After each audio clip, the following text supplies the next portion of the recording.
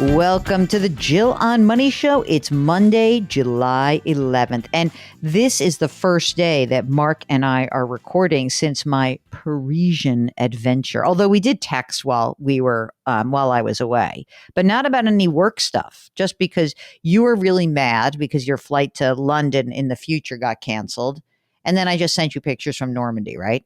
A flight in August was canceled in late June. How about that? Oh, gosh. I mean, I'm very grateful that nothing horrible happened. Everyone is safe and sound. Here's my big takeaway from the beautiful, beautiful trip. And it was amazing, and grateful for the ability to get away. And thank you, Mark, for taking care of everything while I was gone and making sure that we had all of our programs in the can and rocking and rolling. So a couple of things. Number one, the US dollar is so strong. This was probably the best, the most affordable trip I've had to Paris in 20 years. I mean, it was like noticeably different because, it was funny, like all of a sudden at the end, we're checking out. And I said, oh my God, the dollar is so strong that the conversion meant that it was almost like the euro and the dollar are almost at parity. It's almost 1-to-1. Whereas, whatever, 10 or 12 years ago, it was like you get the number and then you're like, oh, it's 1.5. It was a meaningful difference. Second thing, I was the only person who wore a mask in the entire French experience, I think. I mean, I didn't wear it all the time, not outside, but inside and in museums, definitely.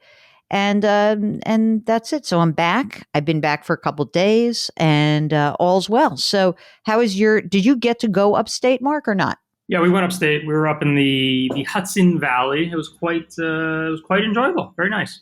Yeah. Was Theo sick during the breakaway or not?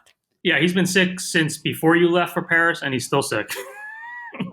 Unbelievable. It's completely incredible. All right. So you want to know about this is a great story of why you should try to disconnect, which was good.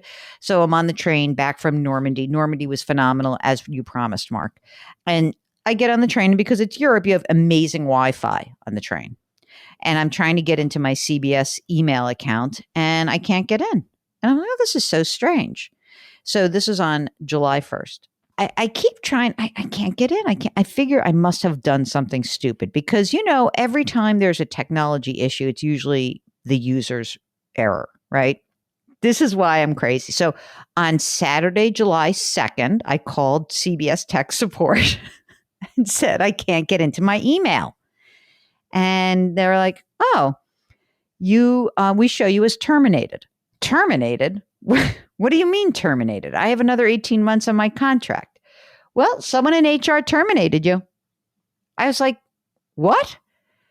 Okay, so as of, we are recording this, what's today? Today's Thursday. So we're recording this on Thursday. As of this morning, it is not still fixed, but you ready for the answer to this, Mark? You're going to love it. Ready? What's your guess of what happened? They had you in the system as terminated. They probably terminated you and meant to terminate someone else. Who did they mean to terminate? Oh, Schlesinger. Richard. Richard Schlesinger, yeah. Who did retire. So as I spent 3 hours on the phone yesterday with various people in tech support, where I alternatively was dropping F-bombs and crying. I'm like, please, like, you don't understand. There's a jobs report coming out. I have to have this available to me. This is how people communicate to me. And they're like, we don't know. And then finally a guy says, wait a minute, isn't there another Schlesinger in the organization? I'm like, Richard, and he retired. And they're like, oh, we disabled the wrong account. That's what happened. So I call up Richard, who I call Cuz. I say, Cuz, I got to tell you a story. He goes, no wonder. He goes, I've been getting email for the last 5 days. It's so annoying. Anyway, that's my tech support annoyance of the day. I really just should have disconnected and not even tried to. But although I'm glad I did on one level, because now I've dealt with it and it's pretty much fixed. I rode a stationary bicycle in the French hotel one day for my ride. And by the way, thank you to everyone who has been donating to the Cycle for the Cause, because it's been amazing. I have had great success. I keep moving the goalposts, which is something I tell you guys not to do, but it's fun to do when, you can say, oh, I just want to keep raising more money. So thank you, thank you, thank you to everyone. Listen to this, Mark. I got an anonymous donation. I'm not sure it's from here, from the show. I got one anonymous donation for, you ready for this? $1,000. That's a lot. I mean, I was shocked about that. Completely shocked. So I say that to you all, and thank you, thank you, thank you. And you're all great. So now let's get down to business. We are here trying to answer financial questions. And if you've got one, give us a holler. All you need to do is go to jillonmoney.com, click the contact us button. We'll get your note. And then Mark does everything else. He'll get you on the air. So first off, today, July 11th, Bennett is on the line from Colorado. What's going on? How can we help you out? Well, I'm 55 years old, and we're kind of getting to the end of the line here, and I wanted to get another set of eyes on where we are financially and kind of get your thoughts and opinions on, where we are. Where you be. So, what else? There's a we, so there's a spouse? There's a spouse, yes. How old is spouse? 2 teenagers. My spouse is 55 as well. Okay. And how old are the kids? The kids are 22. One of them just started a full-time employment yesterday, oddly enough. Yay! And then the other one is going to be a sophomore in college. Okay. How much do you guys earn together, you and the spousey?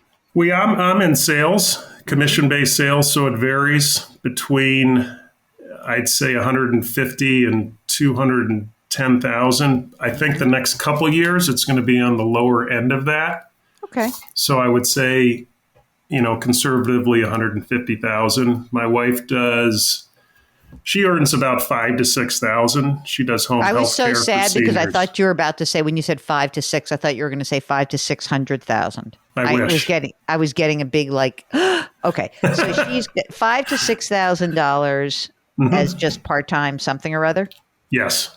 Got it. Let's go and do some more details. So on your sales job, you put money into a 401k? Put money into a Roth 401k, correct. How much is in there right now? About 500,000. Is there money also in a traditional? There is also in a traditional. There's another 255,000.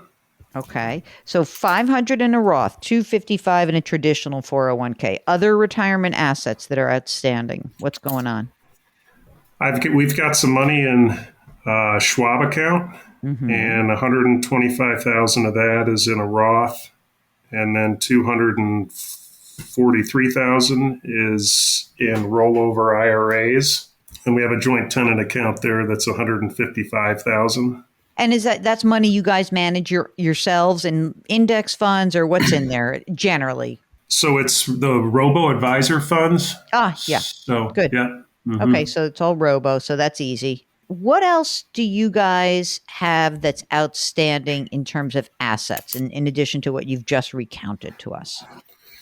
So I have another account via my employer they call it a cash balance plan. That's 53,000. Is that a pension plan? It's kind of a pension. It accrues a low interest level, and then it's something that I can't touch until I leave my employer, and then I just will get that money.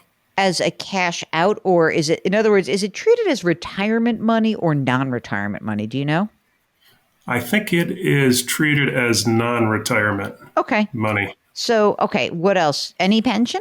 I do have a pension. There's a couple of other accounts. I have another 164,000. We have another 164,000 in a 401k rollover that's in a couple of Vanguard target. What do you mean a 401k rollover? Is that an IRA rollover that's rolled over at someplace else? That's a good question. I think it's just money that moved early in my career to a census is the company that manages it, and I don't know. I don't think it's an IRA or a Roth. It's an old 401k. Sorry, what was the balance on that? 164,000. So that's it. And then we're going to talk some pension. You know, I'm excited about this.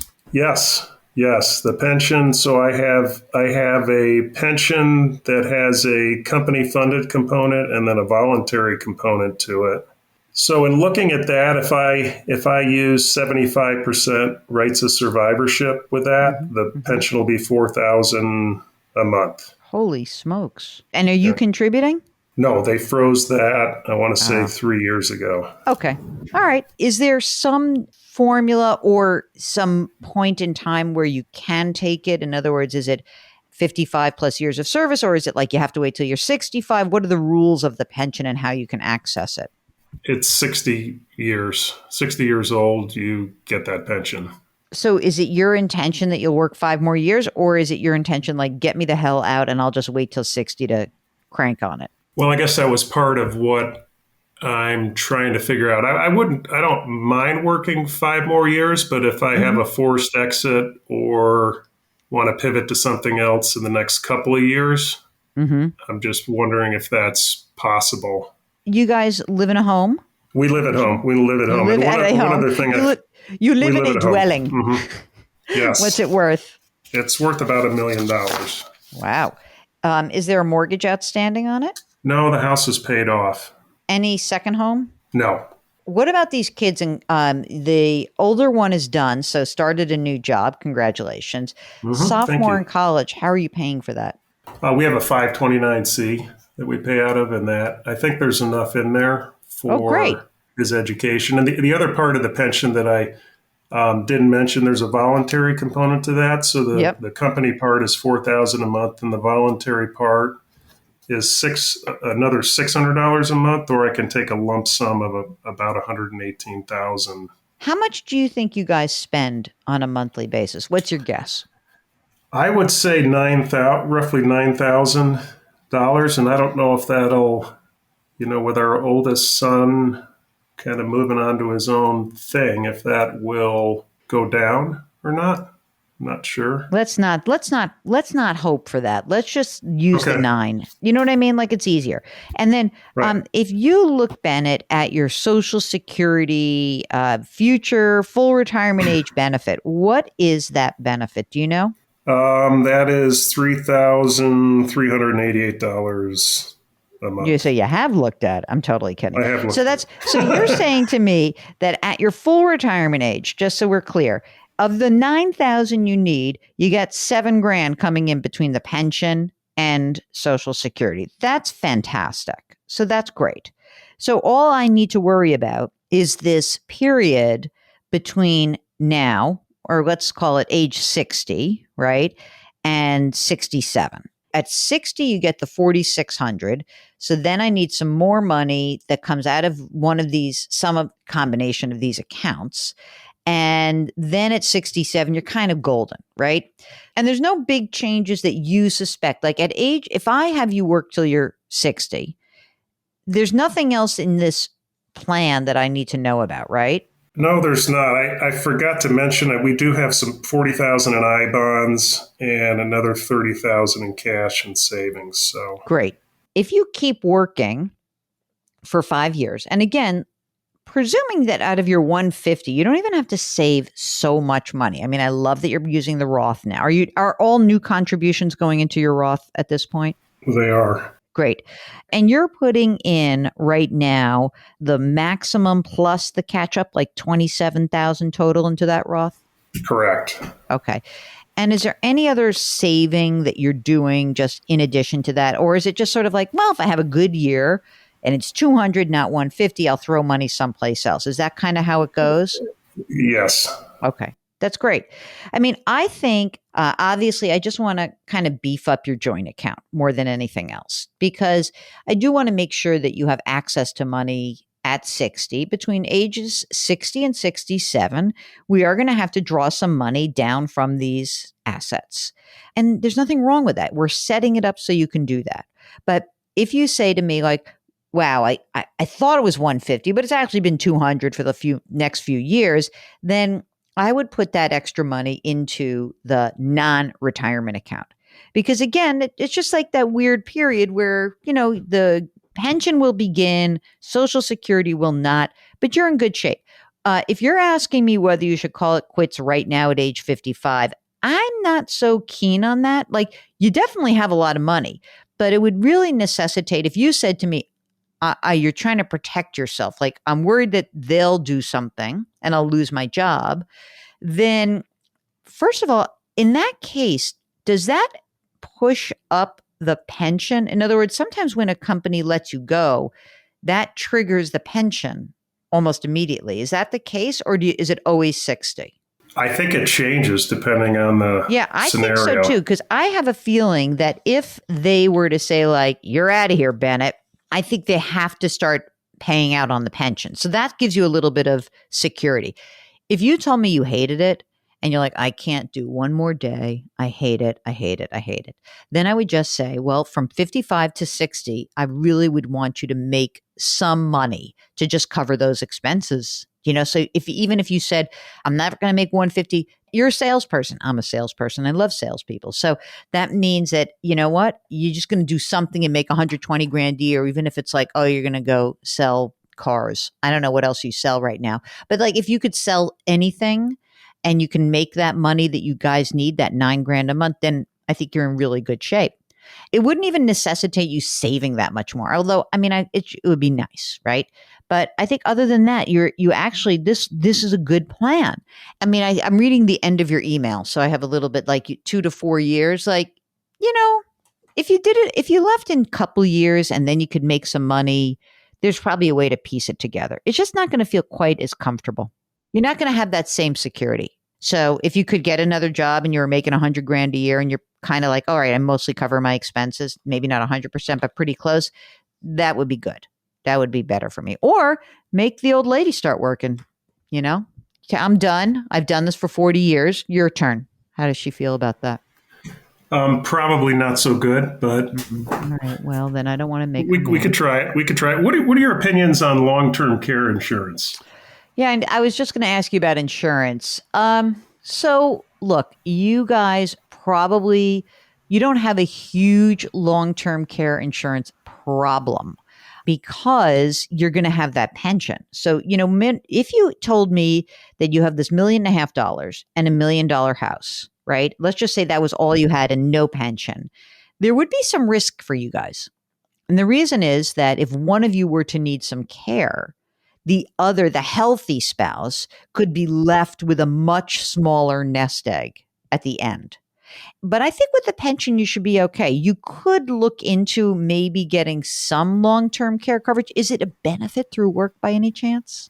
I don't believe so. I wouldn't go nuts. I don't really think you need it. I think that it's expensive and it will really drain a lot of it's going to mean that you're going to be paying like another 1 or 2 grand a month. And then all of a sudden we're at $11,000 or $12,000 a month that we need pre-tax. You know what I mean? I don't think it's probably worth it. How's your health? Oh, good. Excellent. Well, stay healthy and don't bother me. No, I'm just kidding. How about life insurance? You have any of that? We have quite a bit of that, a couple million, I want to say. In term life insurance or whole life? I get those two confused. The one that is the cheap kind, which just goes away after a certain term, is up. Okay. It's term. It's term. Okay. And then some through my employer. Okay, good. How about those estate documents that you knew I was going to ask about? I knew you were going to ask about that. We have those in order. I do have a question about that. The last time we did those was 20 years ago. And do those need to be refreshed? It's probably worth it because I'm sure that the thrust of those documents is guardianship for your kids. And so it wouldn't be a bad thing just to have somebody take a little look-see and update it because estate laws have changed. And importantly, there could be some specific changes also around how you want to talk about your healthcare proxy and your durable powers of attorney. So I'd have someone look at it after 20 years. I usually say, maybe every 5 years or so. So yeah, that would be a good thing to do. Bennett from Colorado, I'm coming to visit. Good luck. Let us know how it goes. And thank you so much for joining us today. Yeah, really enjoy your podcast. Thanks to both of you. Mark, our first post-Parisian call. How'd I do? Okay? Didn't skip a beat. Like riding a bicycle with all of my friends around me for 275 miles. Just kidding.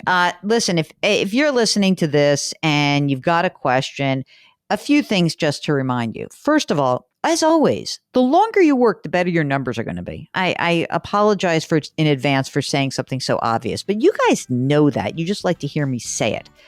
The next thing is that if you are really considering some sort of transition, we would love to hear from you. I think that there's more and more people who are really starting to think about this. So if that's you, then do give us a holler. Go to JillOnMoney.com. Click the Contact Us button. Let us know if you'd like to come on the air, just like Bennett from Colorado.